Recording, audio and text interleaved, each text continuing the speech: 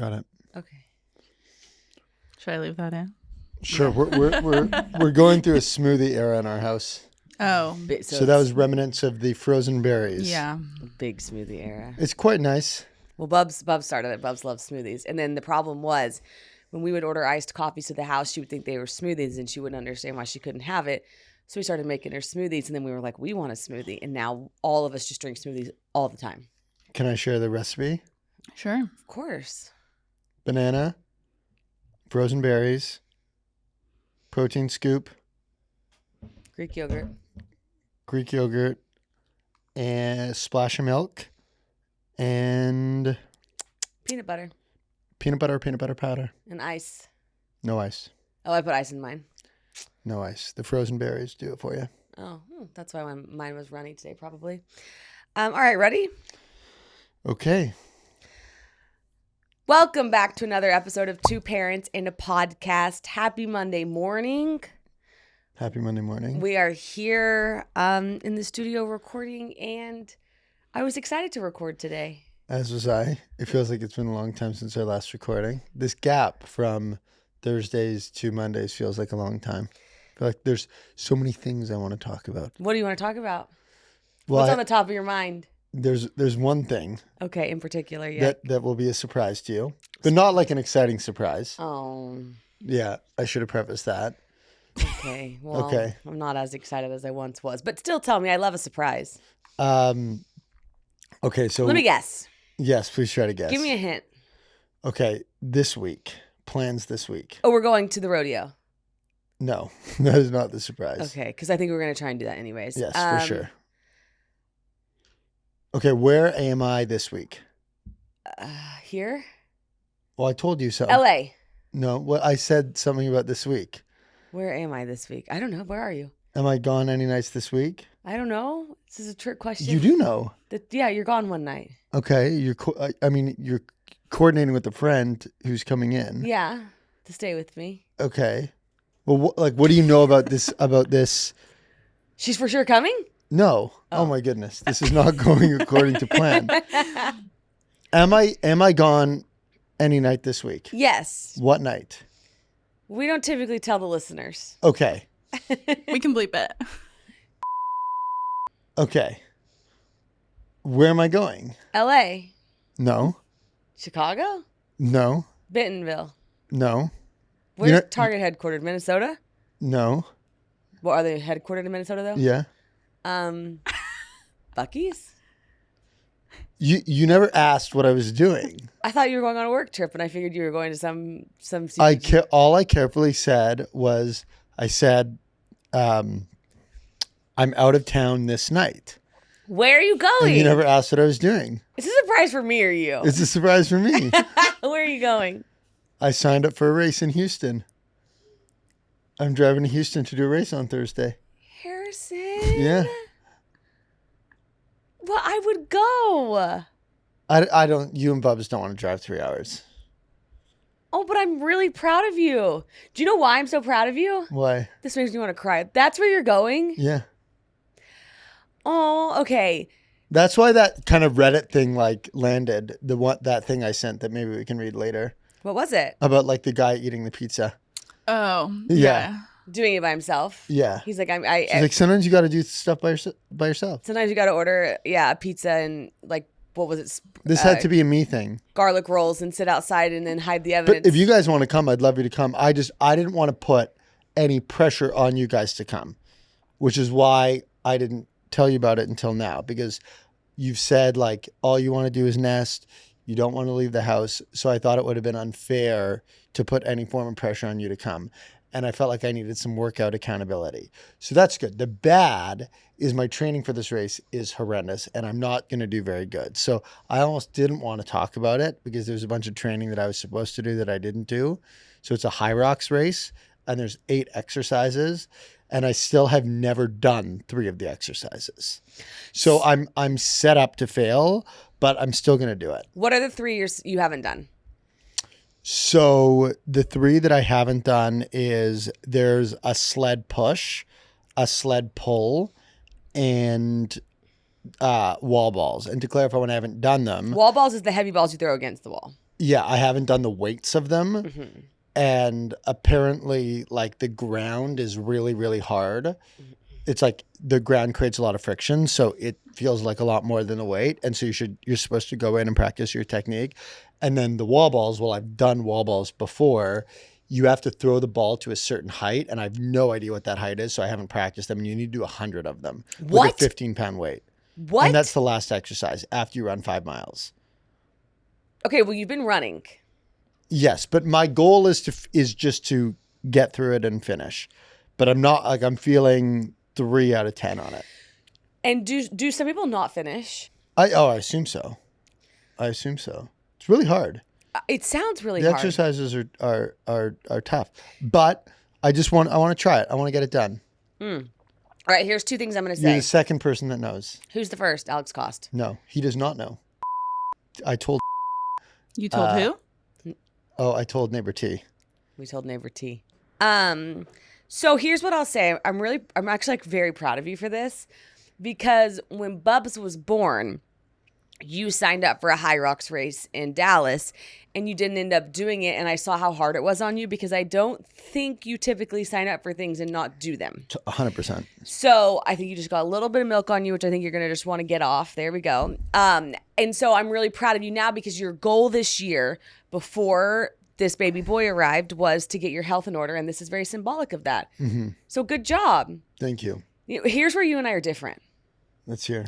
So when I had to run the mile in high school under 8 minutes and 45 seconds to start on the volleyball team, the anxiety it would give me, and I know that's not very hard, but I'm a short distance runner, not a long distance runner.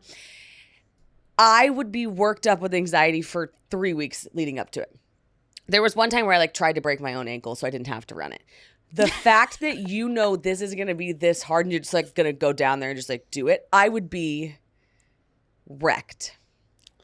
I've done the best I could, because basically I signed up for 3 workout sessions that were like HYROX specific workout sessions, but I had to miss all of them because of I had to take care of Bubs at those times. Wow.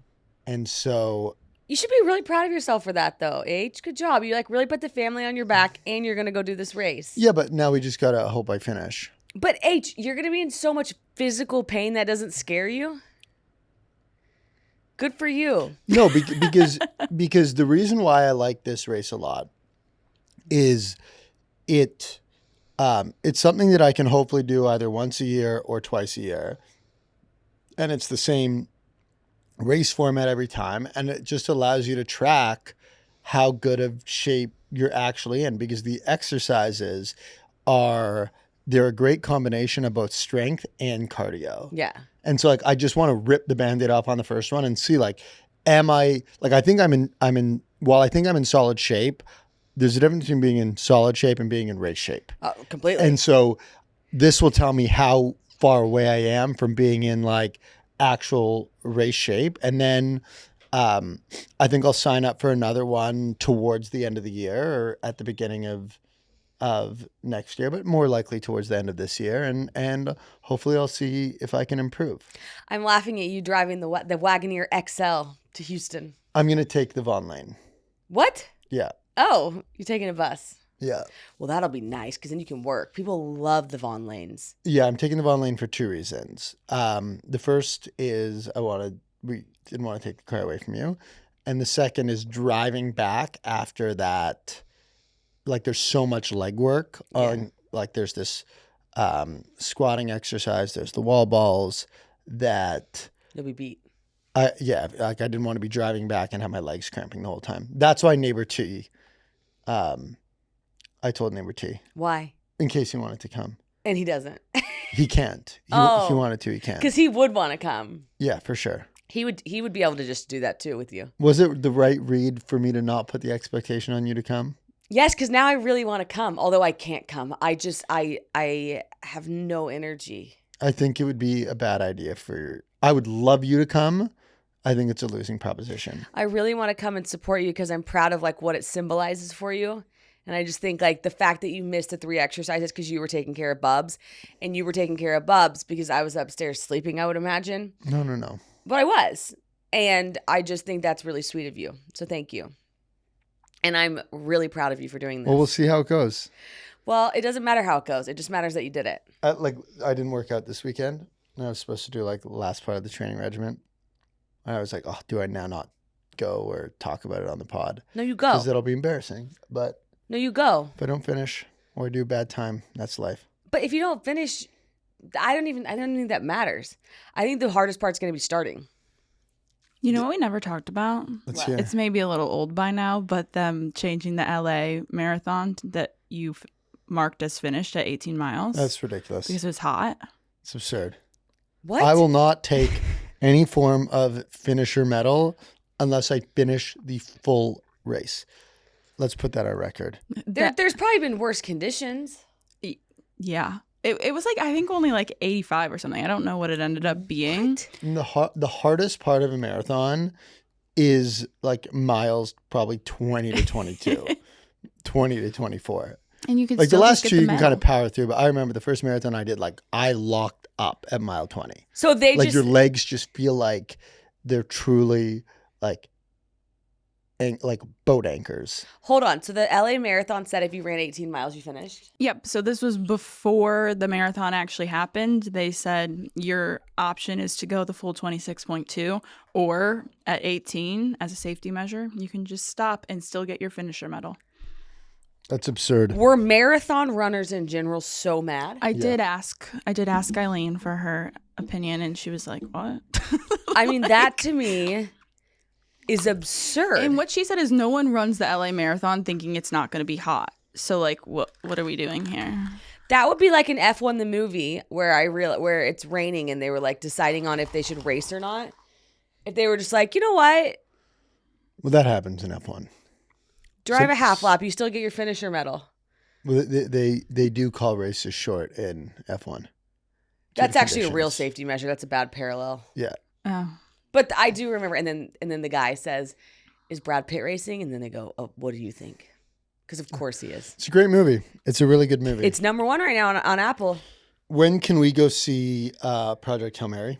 It's just tough. It's tough because you don't want to get a babysitter to go see a movie. I disagree. I think that used to be. I used to be aligned on that take. I'm not. I think it's a great use of time. Going and seeing a movie with the babysitter. Yeah. Here's my caveat though. I don't want to miss out on time with Bubs to go to a movie. So what I do think would be good is if after Bubs goes to bed at 7, You do 7 p.m. movie. we Done. do a 7 p.m. movie. Now here's what we did here. We did hear that there is a theater here in Austin that does kid movie times. So before noon on Tuesday, apparently you can take your kids to see a movie. Alamo Draft House. I would imagine that this theater is chaotic. I just have zero interest in this. Constant crying, constant getting up and leaving. But like I do kind of want to take Bubs. Is it kids movies or adult movies? Adult movie, any movies. Oh. And you can just bring your kid that, because I get it when they're like, 10 months and below, you could chance a movie, especially when they're a newborn, but they might cry. Would you take your kid to a movie? Would you have taken Bubs to a newborn, as a newborn to a movie? Oh, so we talked about it in that first 6 months, like when she was, when she would just be lights out in public. We wanted to try it, but we didn't have the right kind of setup for it. So for baby, yes, if we could redo it again in the first 6 months, I would do the Tuesday slot. I don't think you can take a newborn baby to like a Friday night at 5 p.m. movie showing. Of course not. On the off chance they cry. Of course not. That's who this Tuesday is for. But like, you couldn't bring Bubs to a movie theater in any form. No, because right now she would just be running around the movie. Yeah, and it'd be dark, and she'd like trip and hurt herself. Yeah, and that would be scary. But I do like the idea of a kid friendly movie like slot. I think this is one of those love it in theory. It's a nothing burger in reality. But unless the baby goes and they're really, really, really early on, because like postpartum, the first 3 months going to a movie would be lovely. Have you been to Alamo Draft House? Never. Phenomenal theater. I've only been to the one in San Francisco. Okay. But they have like a elevated food offering, good seats. Is that not the same here? We just don't need all that at the movies.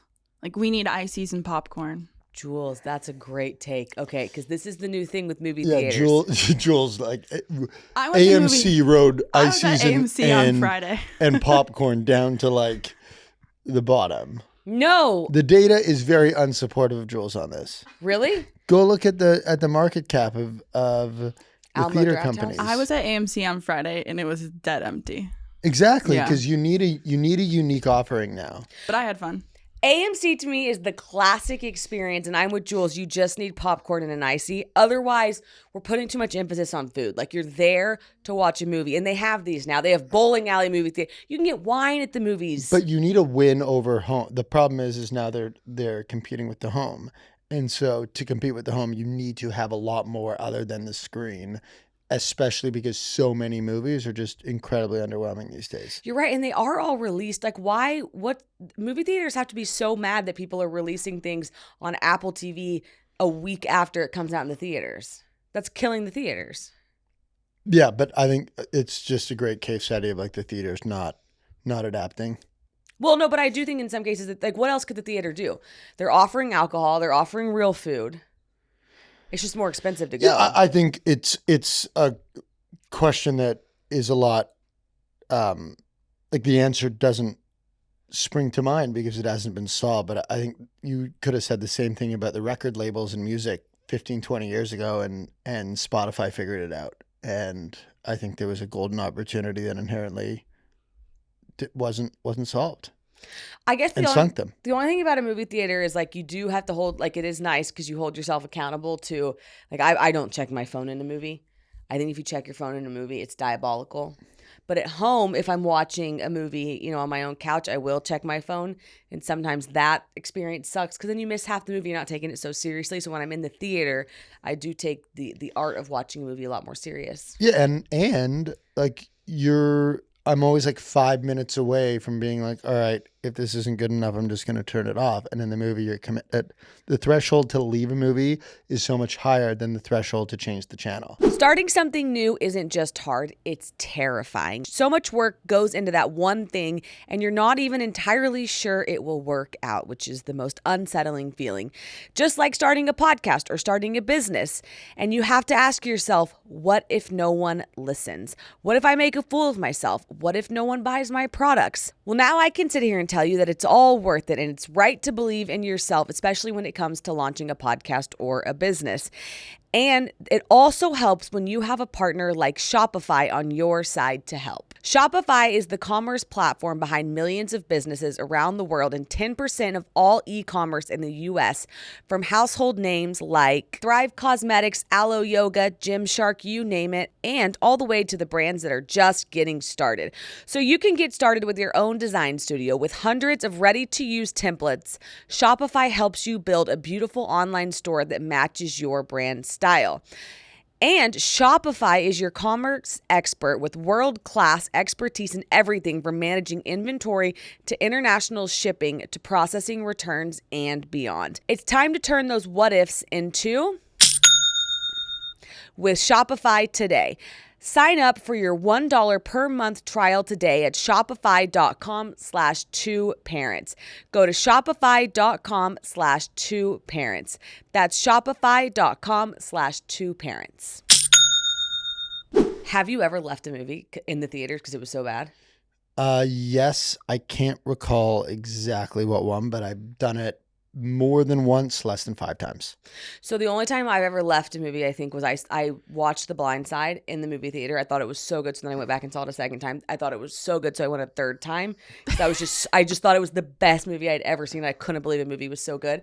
And the third time, I was just bored to death because I saw them too quick back to back, so I left. Friday Night Lights, it was like that for me. You saw it so many times. Yeah, never. I love Isn't that that movie. a show?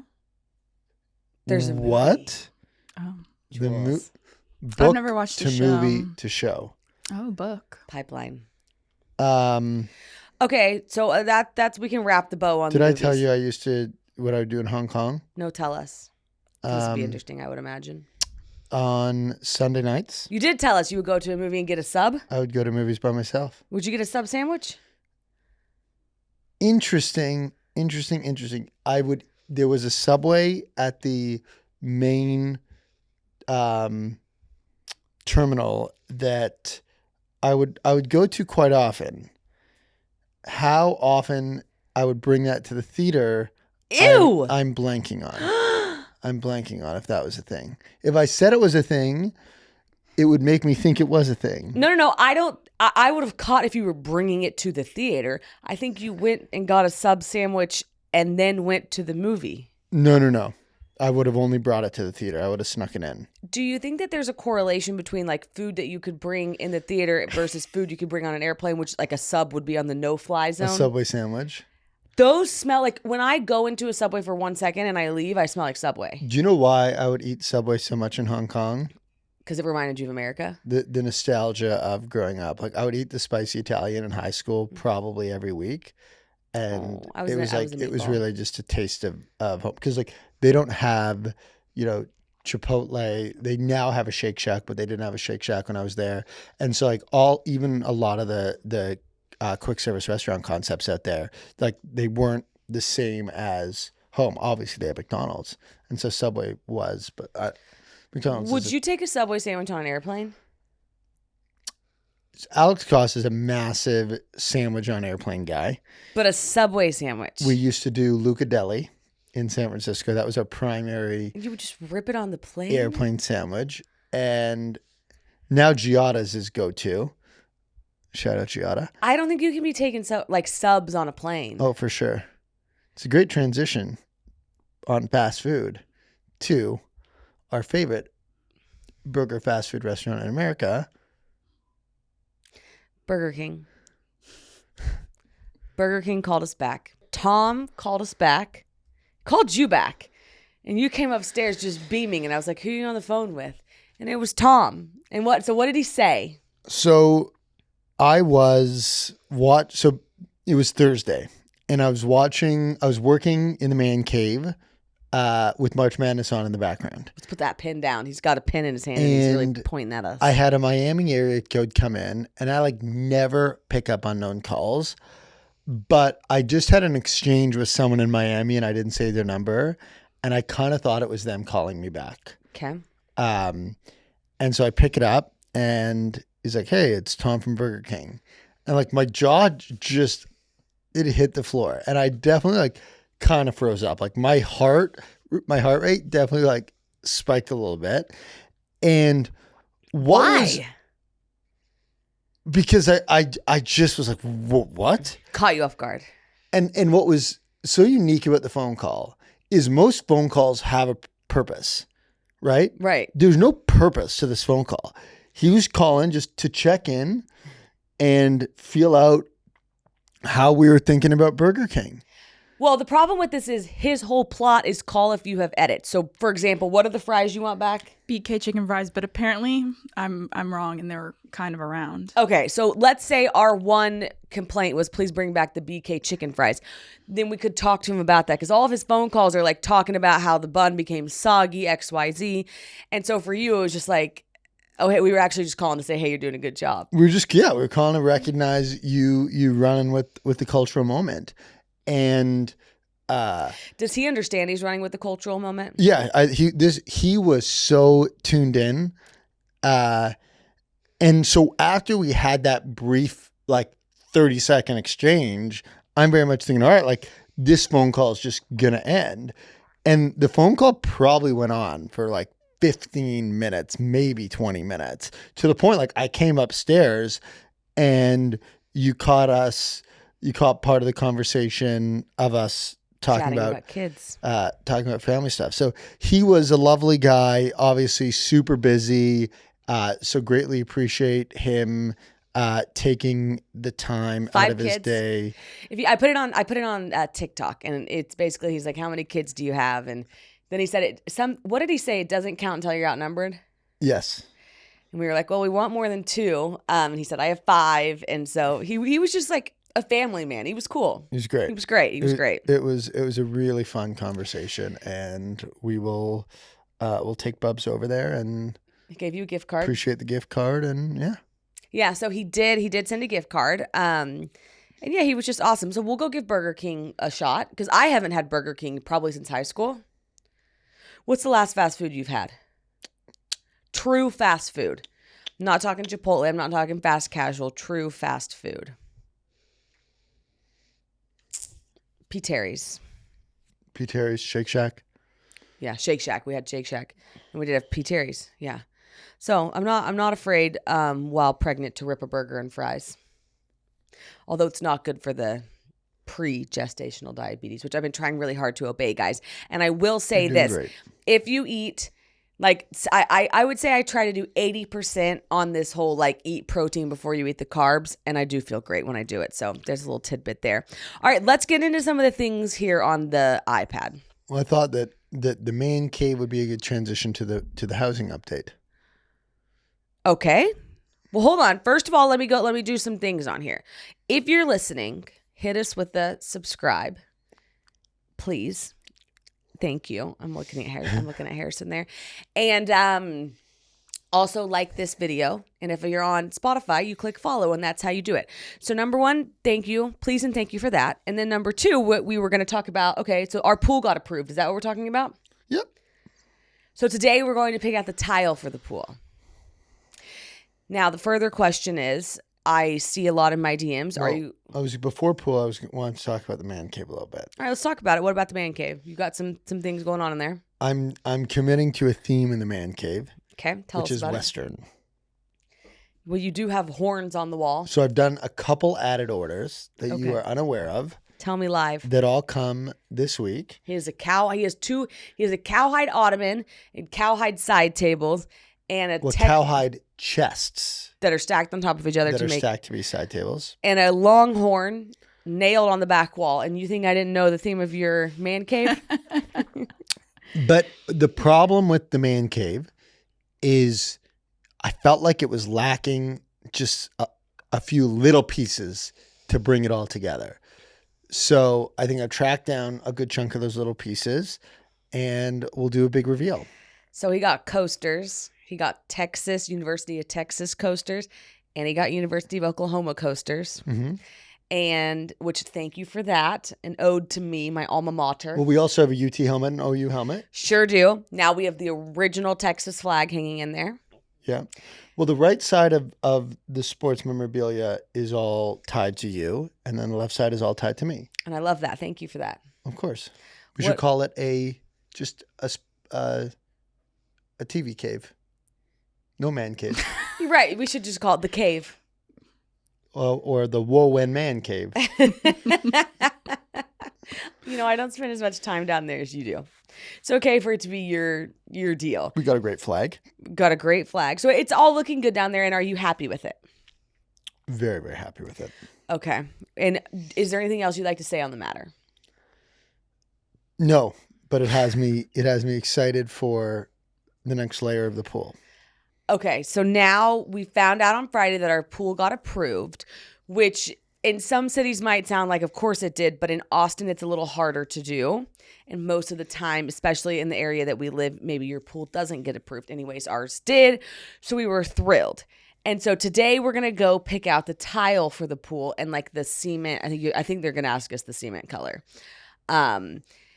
So we're very excited about that. And then the follow-up question that I got when I posted that I got a lot of questions is, are you going to do a pool fence? And of course we're going to do a pool fence. We have a friend who has a beautiful glass pool fence, and that's the one I want to get ideally. But we take water safety very seriously, and Bubs is of the age where she can, obviously she's walking, she's running. So it's just like top of mind for us. Actually, speaking of, so Bubs starts swim lessons April 30th. And so that'll be before, so she'll be in swim lessons before the pool is done, which was very important to us. And then the other thing is yesterday we took her swimming, and this girl, she's a fish. Like, she wanted to dunk her head. She wanted to go underwater and blow bubbles. She wanted to dive on this like fountain thing. She was like loving it. She was loving it. So it really solidified. I'm excited about the pool. Yep. I'm excited about the pool because you're excited about the pool. Now, the second piece of it is we have a 4:00 appointment today. Okay, I thought we had a noon appointment. Well, we have a noon with the pool guy. Okay. But we have a 4:00 with the landscape designer. Okay, that's important. And so it felt like there was just like a gap. Yeah. In going from, like, we had the architect come up with the actual layout, but we need someone to like design what the fence is going to look like and the trees and like our barbecue area. And so this lady who's coming over at 4, that is what she is going to do. So that way we're going to have, because right now, like all of it is just like ChatGPT mock-ups. Right. Combined with the architecture plans we submitted to the city. Right. We need the actual mock-ups. I'm excited. I'm probably most excited about her. Yeah, me too. And then we had another friend give us another recommendation. So we're going to try 2 people. I think that's really good to try 2 people on this. Okay. You guys know I'm obsessed with Skims, especially the bras and underwear. I'm wearing the bra today. If I'm wearing a bra, it is a Skims bra because they are the only bras I wear and the only underwear I wear because they are the most comfortable things on the market. You forget you're wearing them. You don't go home and think, oh, exhale, I can't wait to take my bra off, because it's just like one of those things that's on your body and it does not make you uncomfortable at all. And before Skims, underwear were always an afterthought for me. I would focus more on what I was wearing on the outside and think about that new dress or that new jacket that would make me feel my best. But Skims has made me realize that the bra and underwear I put on in the morning actually defines whether I'll feel amazing in my clothes. And there's nothing more true than that. Like, I love the idea of loving putting on the bra that I'm wearing. One of my biggest pet peeves when it comes to bras is that they dig deep into your skin and they feel so uncomfortable, especially when you're pregnant. Like, you are just going for comfort. And I promise you, Skims is where it's at. Plus, their t-shirt bra, you guys, is such a game changer. I just ordered a new color, actually. Shop my favorite bras and underwear at skims.com. After you place your order, be sure to let them know we sent you. Select podcast in the survey, and be sure to select our show in the drop-down menu that follows. So all in all, like the house, we're trying to take it over the finish line. And what I'll say, I would like to do like a third, like because I have under a month left, and I want to be honest about how I'm feeling, where we're at, blah, blah, blah. And I'm excited. So I'm excited about this pool, and I'm excited about all these things that we're doing because I feel like they exist after I have the baby. Mm-hmm. Right? Like, it gives me something to look forward to, which is really nice. But I will say, yesterday I broke down. I was just sitting on the couch and I just started crying. And I was like, I feel pathetic. Like, that's the only way I know how to do. And those are harsh words to say, right? But I was like, I just feel really pathetic because I have a list of 3 things I want to do today. One of them being as simple as, we've been doing gardening outside, and I just wanted to sweep the porch off and get all the leaves off and get all the dirt off. And like, I couldn't even do that because I was getting dizzy and I felt dehydrated. And like, I was just frustrated with myself because I felt really tired and I was just happiest laying down. And Harrison, you're so sweet because he just came and he sat by me and he just said, look, he pulls up these things, like he'll pull up my accomplishments for the year, and then he'll also tell me, you know, you're making a baby, and then he'll point at Bubs and be like, you made that. And like, it's 9 months of sacrifice, but it's long-term gain. And so you always make me feel so much better about it. But I do really struggle in the last month. I forgot how hard the last month of pregnancy was because this boy is going to gain half a pound, you know, each week. So you're really hungry, your stomach's heavier, your back hurts worse, and like you're more swollen. And what I found is it's like truly slowing me down more. Like, being in bed just is my happiest place. But then when you're in bed, I'm not getting anything done. I'm not doing things, and I love to do things. And so mentally, it's nice. Where I feel really good is I know with Tate, with your first baby, you don't know if that ends when you have the baby. But now I know that ends. There is an end date in mind. It's less than a month away. So I absolutely can do it. It's just one foot in front of the other. And so I'm so excited for the baby. I'm so excited to not be pregnant. I'm so thankful that I am pregnant. It's just the last month, like, I don't want to make it seem like it's easy because it's really kicking my butt. Yeah, you're doing phenomenally well. I think it's, you know, quite impactful that you share the struggles and both the highs and the lows, especially because like when you're like right now, your energy is like so, like while we're recording, like your energy is like so high and you're so positive and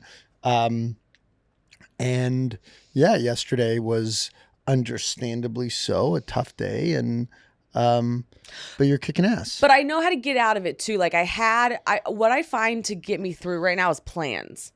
So yesterday we had pool mahjong planned, and being in the pool pregnant is the best thing ever because it takes all the weight off your stomach. And I love playing mahjong too because it feels like your brain's getting massaged. And so I went over with a lot of my really good friends to our friend Tony's house and Tony and Caroline's house, and we played mahjong in the pool. And like I had the best time, and it distracted me. And I even told them, I was like, oh, I had a morning. And then I get there, and then we have our friends over, and that distracts me. And so right now, if I can attend plans, I think that's really important. But like we were going to go to the rodeo afterwards, and I was just like, I can't. I will fall asleep on the way there, and I'll probably be crying halfway through. But I do think, if I can do a balance right now of things I get excited about, like a coffee date with a friend.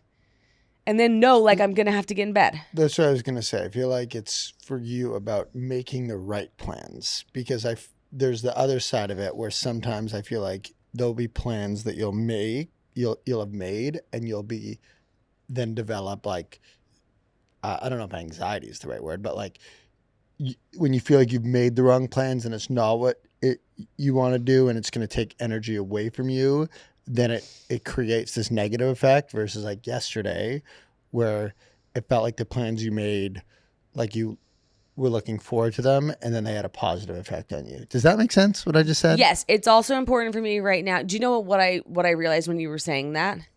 Remember the first trimester when I would make plans? And it would truly, what I've just realized is this is way better than that. Because this is an energy deficit as opposed to like being nauseous and throwing up at the plans. Oh, yes. So like I will really take this over that all day.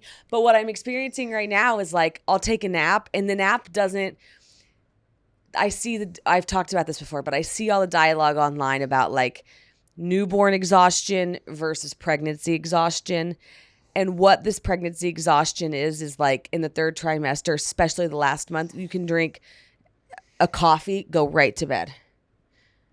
You can drink a Diet Coke and go right to bed. And I know there's some of you that are like, no caffeine. I drink caffeine when I'm pregnant, and my OB thinks it's safe. So that's not what this conversation's about. What I'm saying is you can have your caffeine and then still go to bed. And if I take a 3 p.m. or a 5 p.m. nap, I can still go to bed at 8 or 9 because that nap doesn't give me energy. It just extends your day. Mm-hmm. Like it doesn't, if I took a nap postpartum, I'd be like, whoa, I'm not going to go to bed till midnight because I've got so much energy.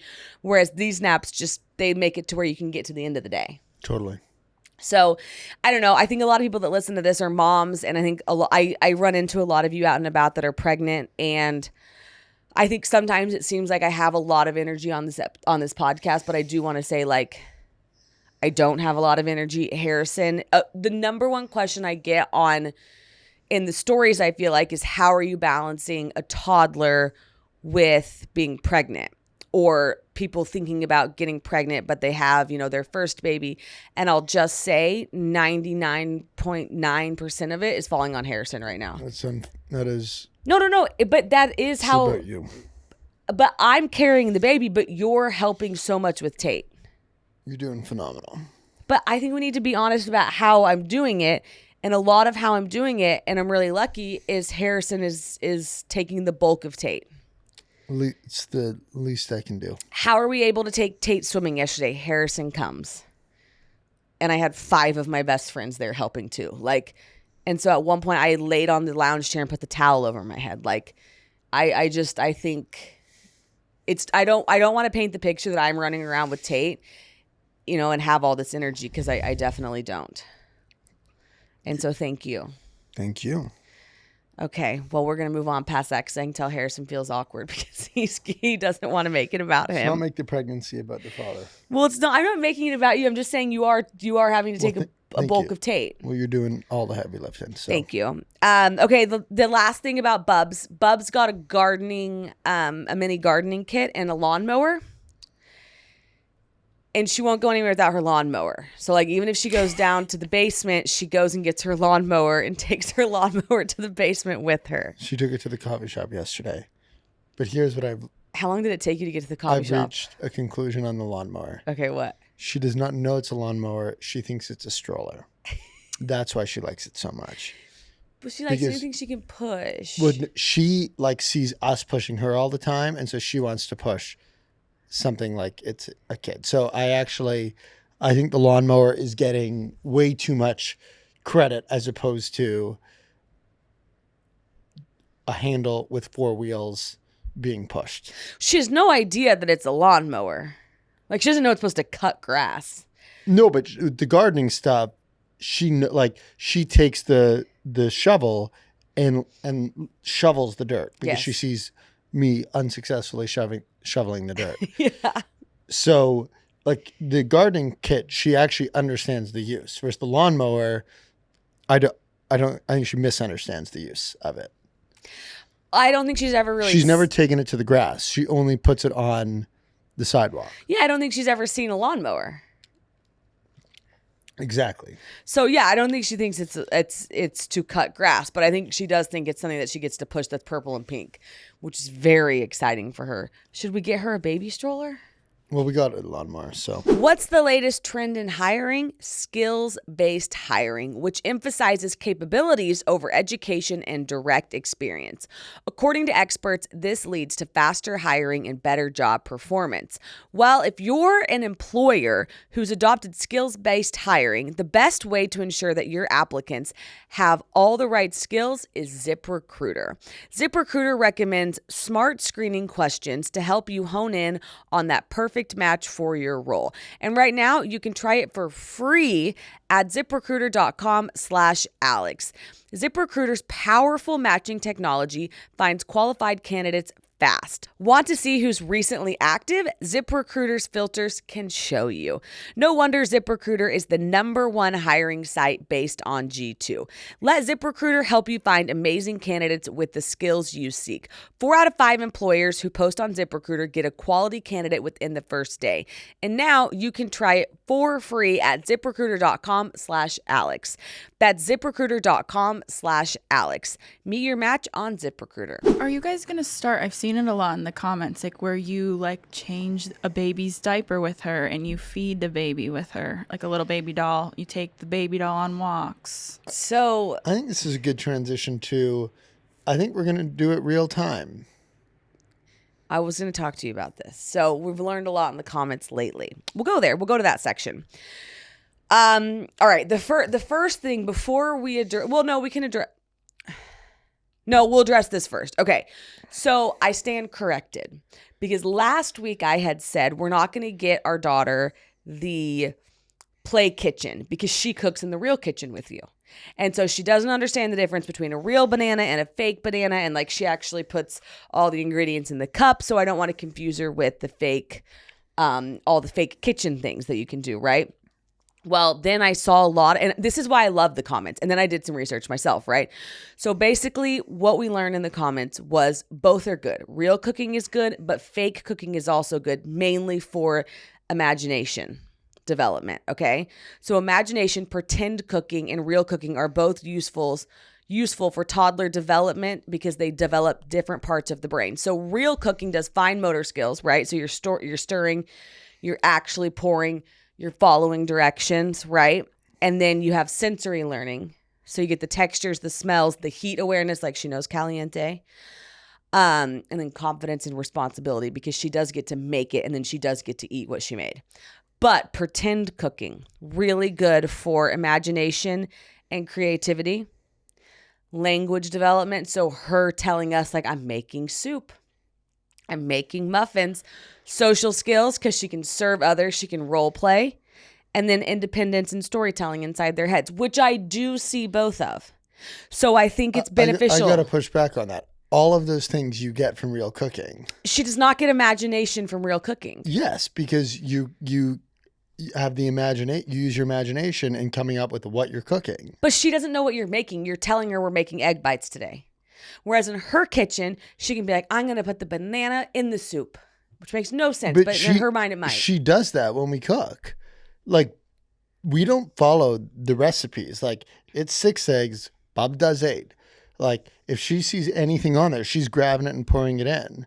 You I see how don't much know. paprika she put on? Yeah, I did see all the paprika. Her chickpea. What do we make on the Chickpea chickpeas? cheese. It was basically a paprika dish. I think if you have 30 minutes and you want I don't think that fake cooking is bad. That makes a lot of sense to me. But I think if you have 30 minutes and the option between the two, I think it's a much better use of time to do real cooking as opposed to fake cooking. I think it's very beneficial to have both because here's the thing. You pick that you guys are going to make the chickpea cheese protein balls. When she goes to her kitchen, though, she gets to say, I'm going to pick all these ingredients. She can do that in real cooking as well. But she's not tall enough to go to the refrigerator. She's 1.5 years old. She can't go to the refrigerator and pull out the eggs. So I do think maybe we should get her the little play kitchen so she can do both. And she can learn. Where I struggle with it is, does she know the difference in Tate's kitchen versus Dada's kitchen? Dada's kitchen, you get to eat the food you make. Tate's kitchen, it's fake. I'm sure she'll figure it out. And obviously, if you want to get her the fake kitchen, let's do it. And I understand the use case of the fake kitchen because it takes 100% engagement to do real cooking with her. Right. And often as parents, we don't have 100% engagement. And so that's the time to use the fake kitchen. But I think if you have 30 minutes and you're wondering what's the better use of time, I find it hard to believe that that data would be supportive of fake cooking over real cooking. Well, and here's the other thing. The fake cooking will be a lot cleaner. That's very valid. So I actually think if we get her the fake kitchen at this point, she would really understand it. I'm sure she'd love it. I'm very pro fake cooking. I'm very pro the fake kitchen. I just think to put them on the same level, I'd need to see the studies behind that, because that doesn't line up to me at face value. Yeah, I don't know. I do see what they're talking about with the imagination and the creativity and it being her idea. I like that. I'm actually very into that. Here's what I think's gonna happen. I think we're gonna get her a fake kitchen. Yep. And I think it's just gonna be Great. Fake bananas everywhere.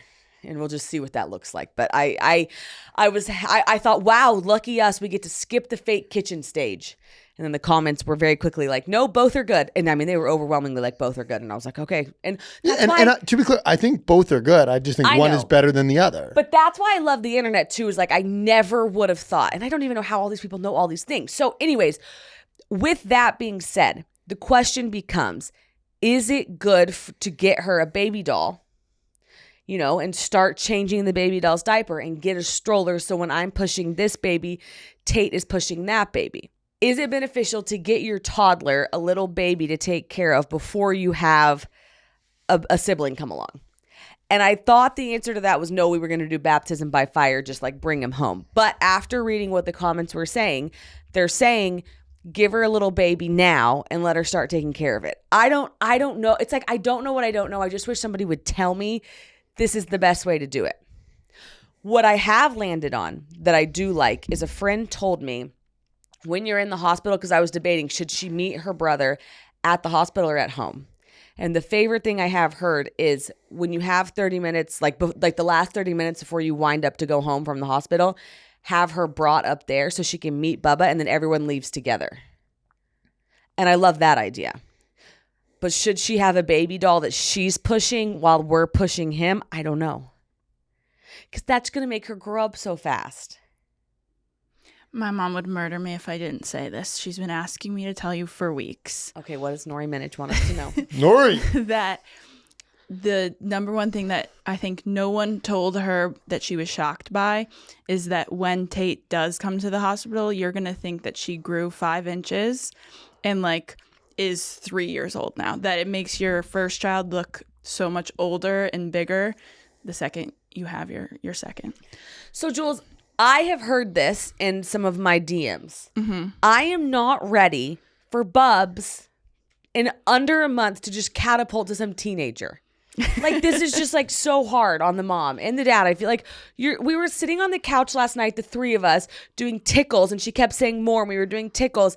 And I'm like, you're telling us our baby girl is about to grow 5 inches, and then we're going to have a new baby boy, and then she's going to be taking care of her own baby doll? I was looking at her feet this weekend, and her feet are just so big. and like when we go and now compare it to newborn. But I don't know. Once again, I do wonder how different we're going to feel, because like there is another baby at our house 5 to 7 days a week, or where we're at their house. So like that baby goes home. no, I'm not saying in terms of the psychological and the behavioral side of things, which I do think will be reduced. I'm also saying in terms of like, we see Tate beside Yates pretty much every day. Like we see her giving him hugs and kisses. And so like where I just kind of like, to bring it back to the initial question is, what is we're a month out. So if we're going to do the pre stuff, we probably got to start it now. So my question on that is, what are the 1 or 2 things we should be doing? If anyone has good advice. I'm good going either way on this. If we don't give her responsibility ahead of time, I'm not overly concerned. And part of why I'm not overly concerned is because she does interact with another baby every single day. I don't think it's the same thing. I think a lot of babies are around other babies and those babies go home. I think it's going to be very different when that baby cries in the middle of the night, wakes up, and mom and dad are holding him. Because right now she's used to waking up and it just being us. But what I will say about it is I just do wonder if that really is what creates like eldest daughter mentality. Like, are we going to start that at 1.5 by giving her a baby doll that she takes care of? Like, then does that just bring out every caretaker gene in her? And then it's just like, because I don't want to really put that on her. Well, there's that great study that you sent over. Yeah, we can go there now. That was the things we learned this week, which is if you have a toddler and then you have another baby born, right? So this one's going to be baby brother, and you bring home baby brother. If you start to see your toddler acting like a baby or becoming super clingy to you, it's not because they're acting out in a bad way. It's because around 2 years old, that's where attachment is the strongest. And so they feel their safety threatened. So they're like, wait, you're supposed to be taking care of me, but are you also taking care of him? And so it's just because they need attention. And the study says every 10 minutes, they need to reset knowing that they're safe. And I think that makes a lot of sense. So by giving her her own baby doll to take care of, I wonder if that would train her like, I have to take care of myself and this baby doll, as opposed to mom and dad are taking care of me. I don't know. I think I've talked myself out of wanting the baby doll. I don't think I wanted to have the baby doll. Yeah, my brain kind of went somewhere different, because it was kind of back to something that you said a little earlier. Okay, what was it? I do think it is unique how much time Tate from like month 3 has spent with other babies. Uh-huh. Okay. And so I'm very curious how this transition will be relative to how it is in most situations. And I could see a world where the way she interacts with our new child is very different than one would traditionally expect. Do you want to give her a baby doll? If there's an overwhelming amount of like either positive supporting data behind it, or, you know, friends that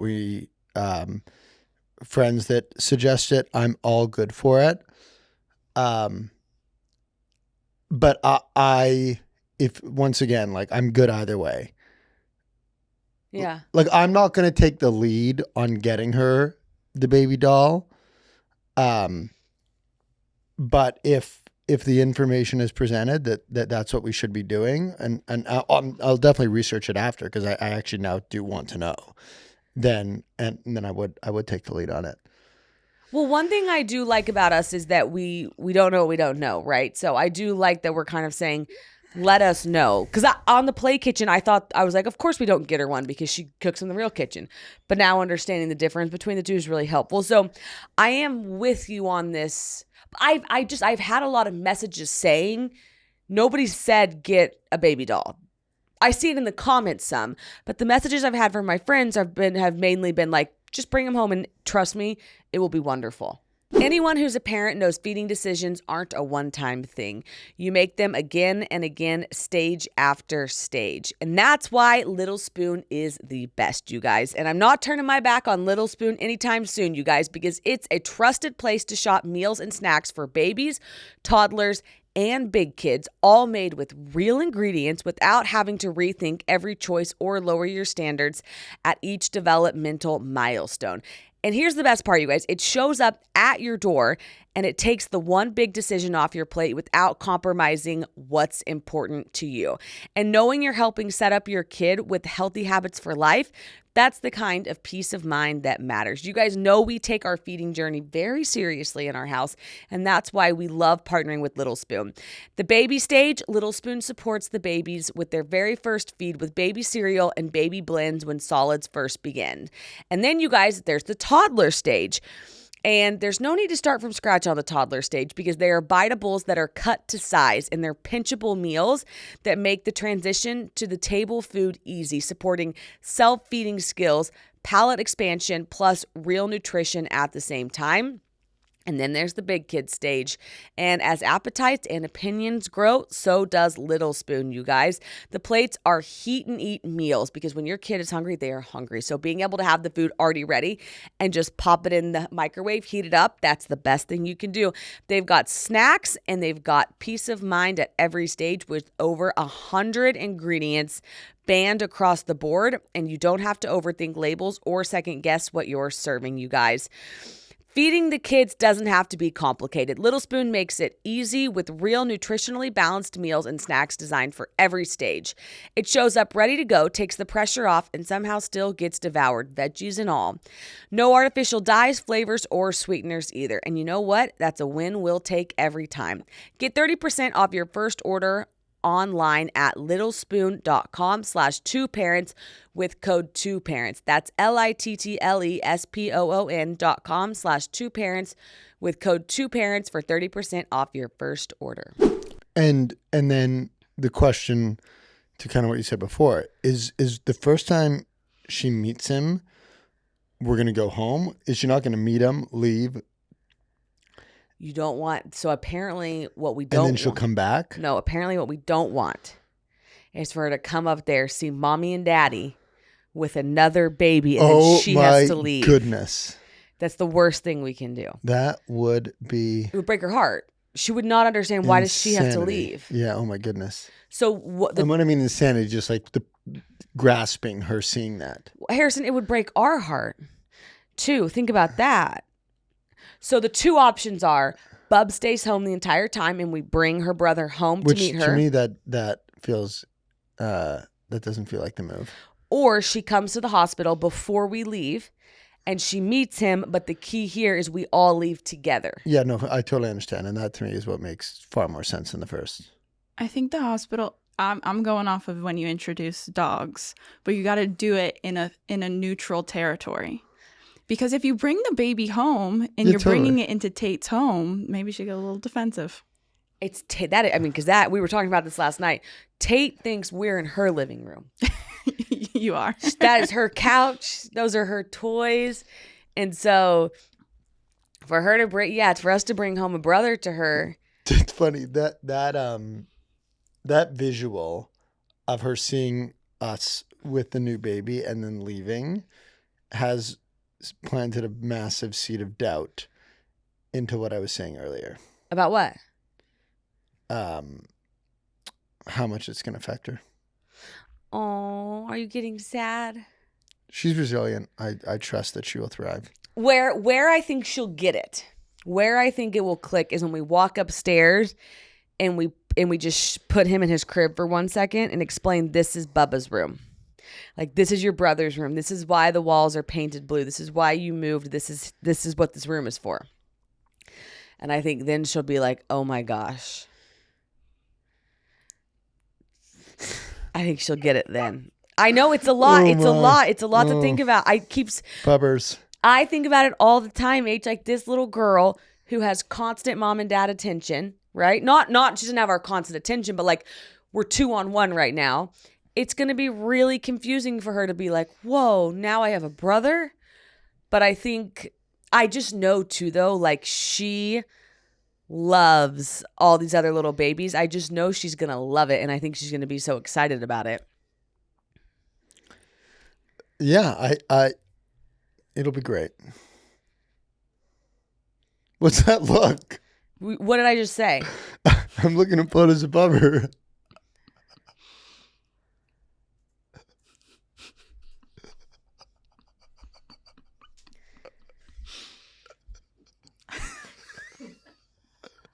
Don't cut this. He was on his Apple Watch. He doesn't know what I just said. What did I say? Why do you get so mad? Because I don't want to talk to myself when we podcast. I don't look at my phone or my gadgets. It's not fair that you look at yours when you're not talking. No, You just take a. You just. I was looking at photos of Bubber because you were talking about Bubber. What was I saying? What was I saying about Bubber? Huh? Oh, No, tell the class what I was saying because Bubber. we have it on record, so we all know what I was saying. We were all paying attention. Has anyone else in the room checked their phone? I haven't checked my phone No. once all episode. P has. P's admitting that she's checked hers.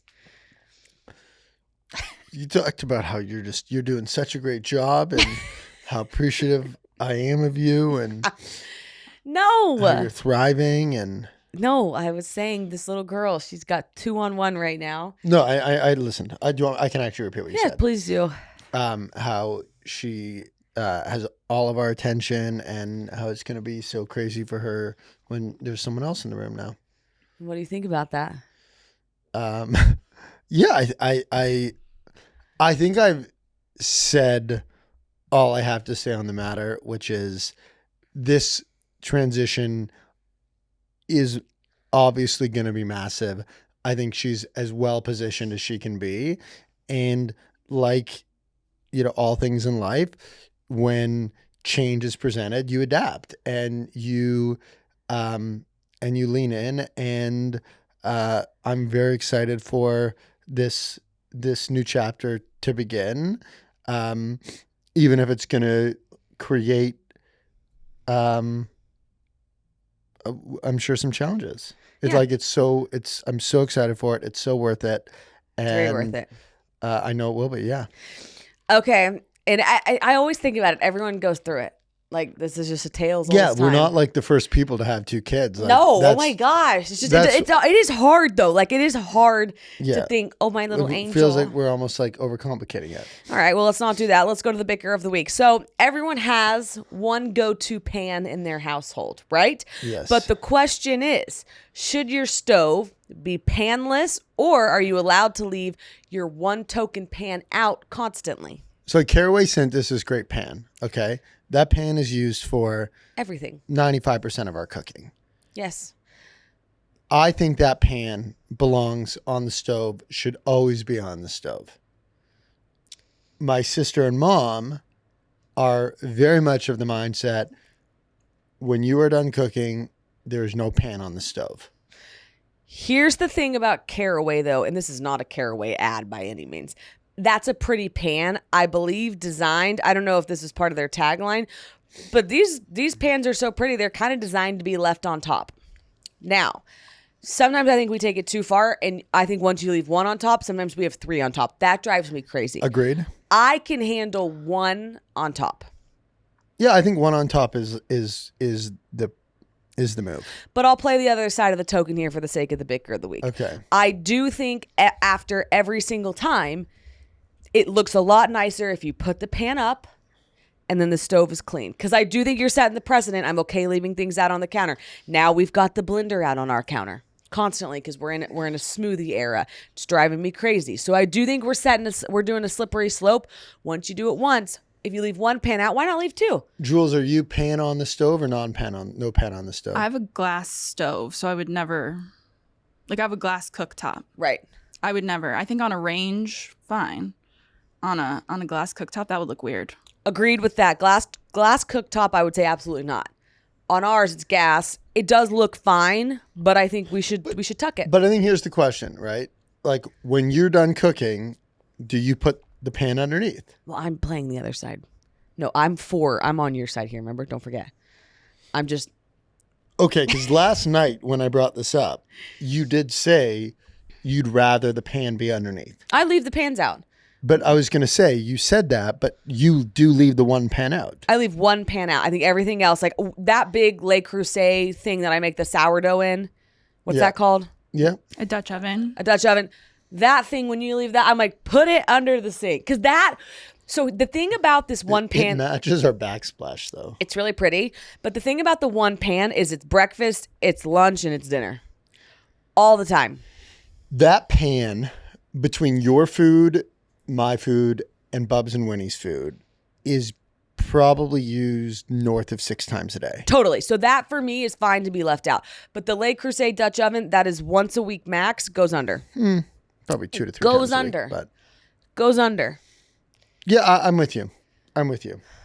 Okay, so we're in general agreement on this. Yes, we sure are. Okay, so this Bubber. Sweet Bubber. All right. In response to us experiencing the first time that a kid was mean to Tate, and we put out that clip, right? And people were commenting, it is okay to say something to another parent's child if the parent's not saying something. That to me, I was like, no, it's not. Wait, what? So the question is it okay to parent other people's kids? Not a chance. The scenario is you're on the playground, their kid's being really mean to your kid. People in the comments were saying it's okay to say something. No, you got to talk to the parent. You don't talk to the kid. I agree with that. I actually wouldn't talk to the parent. I'm just from the school of thought. Let's just take our kid away. Like, let's just go play with somebody else. I think if it merits a conversation, the conversation's with the parent, not the kid. I think it's wild to parent someone else's kid. I would agree with you, but I'm not even talking to the other parents. I'm just saying, like, let's play somewhere else. Let's just play somewhere else. But people in the comments were saying it's okay to say something. I don't know. Maybe we're not at that age yet. Tate's just 1.5.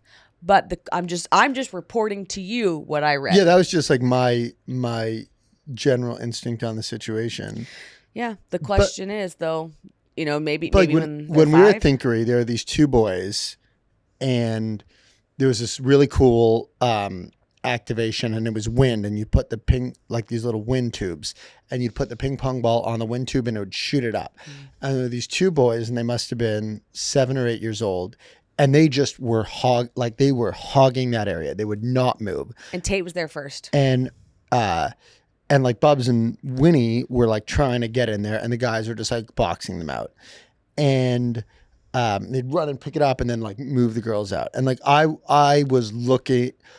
You were looking at the mom waiting. I was looking at the mom waiting for her to look up from her phone. And she just didn't look up from her phone the entire time. And to me, the comment to be made would have been to the mom and not the kids. It would be like, hey, do you mind talking to your son so he can give the girls a chance? It's not to talk to those boys, because I think that you just don't know how that parent wants to parent, and I think that's a slippery slope. That's my instinct. And I don't know, maybe my instinct in the situation is let's play on something else and come back. But I do agree. Like, I'm always trying to look out for in dance class and things, like, because I do think as the parent right now, it's our job to step in and say, hey, guys, give her a turn. Yeah. And I totally agree with you. Like, my general instinct would be, and as it was in that situation, was just to move on. Right. If a talk is to happen, though. Yeah. I would rather do it with the parents. I agree. Okay. But yes, in that situation, we had Bubber and Winnie leave. And we just said, let's go do something else. Yeah. But I do think it is, I think, and correct us if we're wrong, granted, like, we have only been, iPad died. We've only been parents for 1.5 years. Like, a lot of people were saying you can say something to the kids. I guess let us know how you do that and in like what scenario. Yeah. My assumption would be that you can only say something to the kid if you know the kid. Right. So for all the kids on our block, if the parents said something to Tate, I'd be very understanding of that. Right. Because they know us, they know our parenting style, they know Tate. Right. And I think, and so that I would understand. But like a random person just going and telling Tate what to do on the playground. That would be tough. Especially because we're very encouraging of her exploration and adventuring. But we're also very encouraging of her. Like, she has to take turns. She has to share. And we have to do all of those things. But I would imagine we're not ever on our phones at the playground. So, like, I would think we would catch that. But yeah. But it's why I do... it's why I love, like, the 1 Year In podcast. yeah. Because then you can be monitoring the situation of what's going on, but also not be bored. Totally. No, And not I hear you. distracted on your phone. I'm curious to see what people say on this one. Because to me, I was like, whoa, you would say something? Interesting. I wouldn't. Also, speaking of people saying something, I landed myself again in the land of, I cannot believe you would show your belly pregnant. And do you want to know the one comment that got me? Because, like, okay, so I made a TikTok of my outfit on Saturday night, which I thought was really cute. And people were like, I just don't know why we're showing the belly. That's fine. I think on this, we agree to disagree. I love to show the belly. Some people don't. No big deal. There was one comment that got me. What was it? I never showed my belly because I don't need to feel like I have to prove something. I was like, prove something? What am I Oh, I think I've proved it. Like, even if I was wearing like a head to toe gown that covered me, you can see the belly. I just thought it was a bit of a, I don't like to use this term lightly, bit of a pick me comment, because we're not proving anything with our stomachs sticking out, carrying a 6-pound baby. Like, I think we've proved it. Like, I don't show, like, we're not like, women aren't proving anything. We've got the baby in there. I think people can see that. You do what you want. No, I just thought, oh my God, I'm not proving it. I just think the belly out is, listen, you're not pregnant forever, right? So you've got 9 months with it. And actually, what I've realized, I was doing the math yesterday, you got 10 months with it. We were saying I'm 8 months pregnant. Do you know that I'm 9 months pregnant right now? Is that right? It's 10 months. It's 10 months and I'm in the 9th. Because isn't it 40 weeks? Yes. How many months is that? 40 weeks? That's 10 months. 10 months. So I'm 9 months pregnant. And I'll hit 10, and when I hit 10 is when I'll have them. That's very confusing to me. And well, I don't know why I've heard 9 months for my whole life. Well, everyone always says, you're pregnant for 9 months. You're actually pregnant for 10 months. So you're only pregnant for 10 months. And I was thinking about it, and I was like, if you want to show your stomach, show your stomach. Like, you can show your stomach no problem. I don't have any problem with these comments. The one that did kind of strike me was like, I don't feel like I have to prove it. And I was like, well, you know what, Helen, I don't feel like I have to prove it either. I just sometimes want to wear a crop top. Well, there was one comment I saw, and that comment was a lady saying that she wished that she leaned more into her pregnancy body and her bump when she was pregnant, and she loves that you're doing it. No, and I'm going to keep doing it. I love doing it. I don't think that, I think people are allowed to say it's not for me or it is for me, and like, it is for me. I love doing it. And I didn't do it as much with Tate. And so it's fun for me this time. It's also like really hot here. So it's fun for me this time to like embrace the bump. And I'm good with people being a house divided on it. I'm not good with people saying people that are doing it are trying to prove something. Yeah, we already proved it. I loved coming upstairs and we're like waddling. You were so excited putting on that outfit, and I loved the outfit. And you looked phenomenal. Thank you. And I still love the outfit. Those comments don't bother me. I think people are allowed to say that. Like, I think they're allowed to be like, it's not for me, it's for me. That's all good. But then there was another comment that I'll address because this one got me. And it was when I said that you had to do the gardening. Someone commented, doesn't he do everything? And then I responded and said he doesn't carry the baby. Yeah, I really got him on that one. There you go. Yeah. I was like, well, this is obvious. This one's a slam dunk. Gardening is not speaking to me. It's really not speaking to me. All of our flowers that we planted are dead. Like, I don't want to go do it. Unclear. Like, I'm not like a lot of roles and responsibilities. Like, I'm excited to take on. Like, even I want to do the steps. I'd love to do the steps, but like this whole gardening thing, it just feels like. It was rewarding for a second when we planted the first 2 rows because they looked really pretty. And then I watered them a ton and I put the grow fertilizer stuff on it, which I know I'm not allowed to touch. He put it on there. And then I watered it on top of that. And then they were dead. That was very deflating. But we have the rest of the flowers, which we have to plant. We got to take it over the finish line. From there, I think we can outsource it. It's not our jam. Yeah, it just feels like one of those things where you really need to put the time and effort into it, and I don't have the time. We don't have. Right we now. also don't have a green thumb. We've had to change our orchids to be fake. Like, we can't keep an orchid alive. Why do we think we can plant a garden? Yeah, this was a total missed mark. It's not like sourdough bread, which you can just do like that. Oh, please. You said you were going to make some.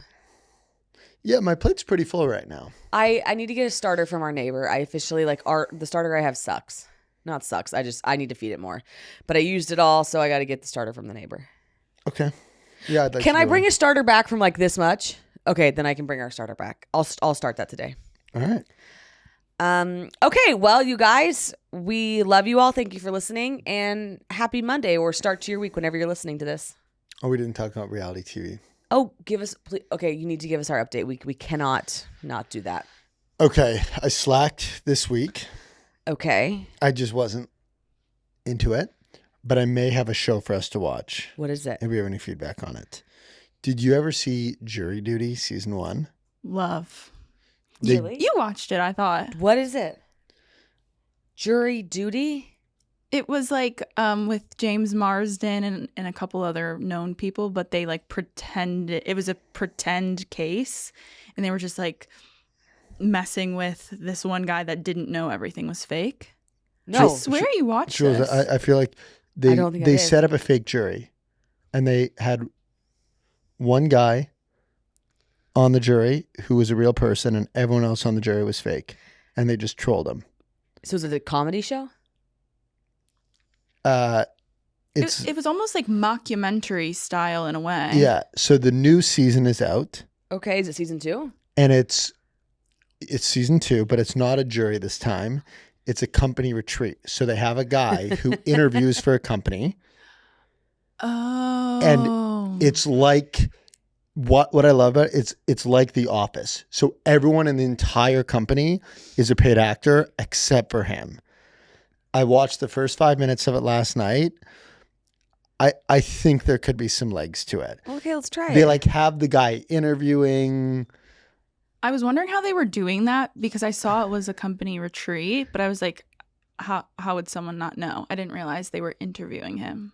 That's great. Yeah, so they interview the guy. The way it starts is they interview him and they say, hey, for the interview, it's your job to focus on this retreat. We have the whole thing being documented.